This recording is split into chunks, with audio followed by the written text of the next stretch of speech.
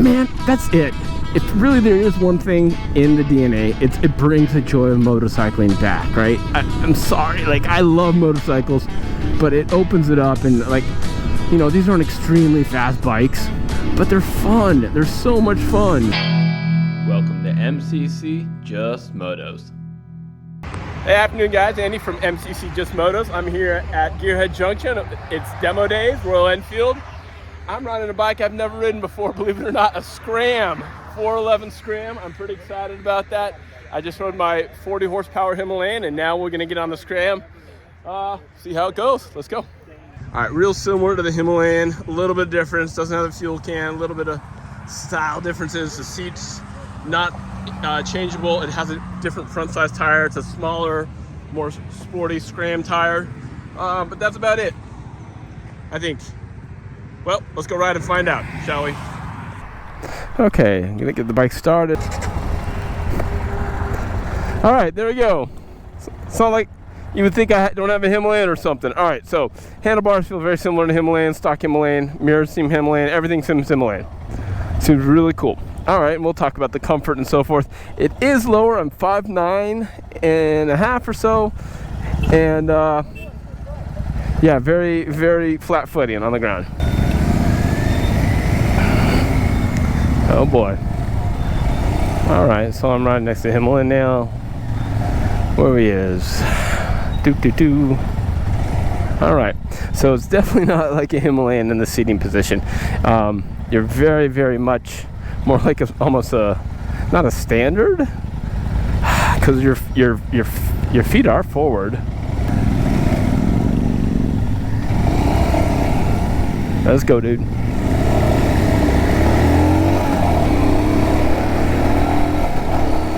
All right. Staggered formation. So, what does this one feel like? One thing I noticed, this does not have a tachometer. That's interesting. All right, so no tachometer, but it has a tripper nav. It feels geared fine for the highway. It feels very similar to Himalayan on the front here. The rear end here, whoop, or the bottom part, feels pretty short. Like my legs are really, really up more than a Himalayan is. Going 70 to catch up, and it feels very high geared. Highway is fine. It's smooth. Feels very similar to standard Himalayan. Agility feels very standard to Himalayan. I think mine feels more agile. I don't know why, but maybe I'm going a little bit faster, so it's not as much. The handlebars seem pretty nice and wide, and the brakes are fine. A little bit of wooden feel, a little bit. Yeah, it's not quite as nice brake feel as a Hunter, but it is a smooth motor. So you're nice and high. Oh yeah, really easy to turn in.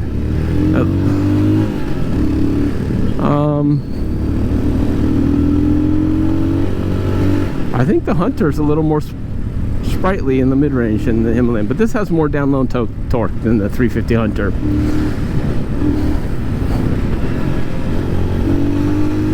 It is more sporty than the Himalayan. Okay, more sporty than the Himalayan. Yeah, I think so. I think a little bit more. Yep. I think now at this a little bit lower to intermediate speeds, it definitely turns over a little easier and transitions a little faster. So that is fun. So it is a little bit more fun in this back road here.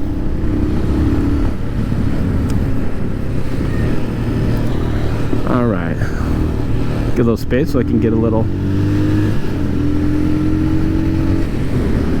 Shifter's fine. Again, the shifter on this is very similar to Himalayan. It's very comfortable. I can tell you on the seating position, I kind of feel like I'm in the middle of a banana. I'm not a huge fan of the seating position, to be honest with you. I feel like I'm a little much inside a banana. Like the old banana seat of the 70s motorcycle, or 70s bicycle. I'm not getting pushed against the front, but it's definitely, I don't know, I feel like almost like a V where my rear end's sitting. Yeah, so it definitely has more low-end power than the 350s do, but I think 350s are a little more mid-range peppy. It is nice and smooth for a single. It has a nice smooth pull to it, really just not aggressive at all. Maybe I should take it out of the Himalayan context and just as a motorcycle context, and I can tell you this might be a better all-round everyday motorcycle, and I'll tell you why.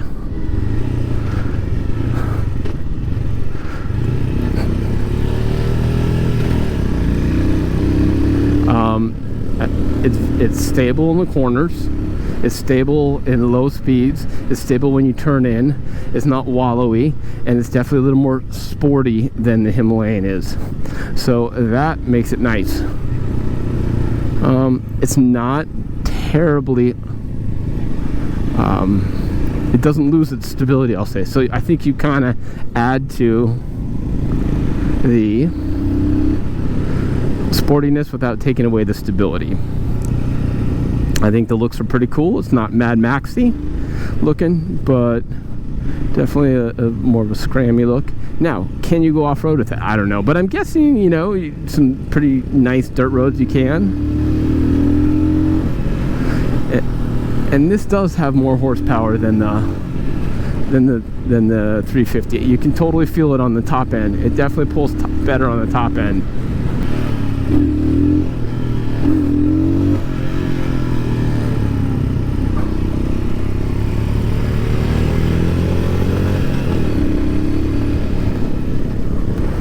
So is this a better all-around bike? It might be. I think it's a better first bike, and I'll tell you why. It's lower to the ground, and it's a little more agile, less intimidating, and yeah, I like it.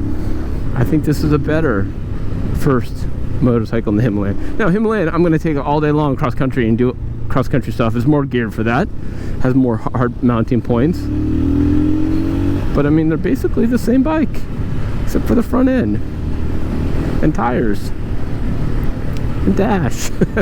Okay, not the same bike, but a lot of the same components. Man, this really brings back the joy of motorcycling. Getting on one of these things, it really brings back the joy of motorcycling. Royal Enfield really, man, that's it. If really there is one thing in the DNA, it brings the joy of motorcycling back, right? I'm sorry, like, I love motorcycles, but it opens it up, and like, you know, these aren't extremely fast bikes, but they're fun. They're so much fun. And like, how can you not have a smile on your face when you ride this? And this more than a Himalayan from a backroads point, right? Because of that little more sporty, agile feel. You know, if I was off-road, I could even, you know, get another smiley face for that. But this is backroad smiley face. Digging it. Beautiful day out. Thank you, Gearhead Junction. Thank you, Royal Enfield.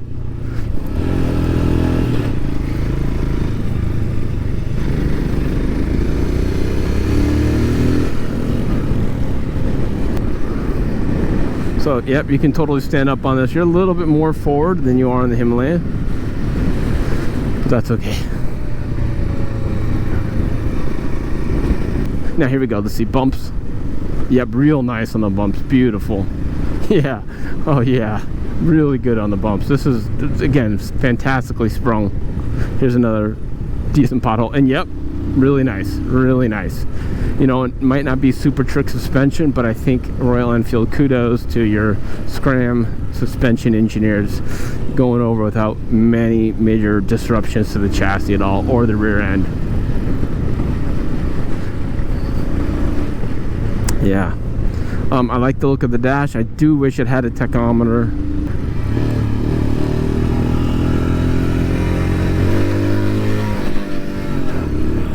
Nope, I can't jump it. Nice. Alright guys, I'm gonna head back and we'll give you my thoughts on the Scram 411. Alright, so I've just ridden the Scram 411.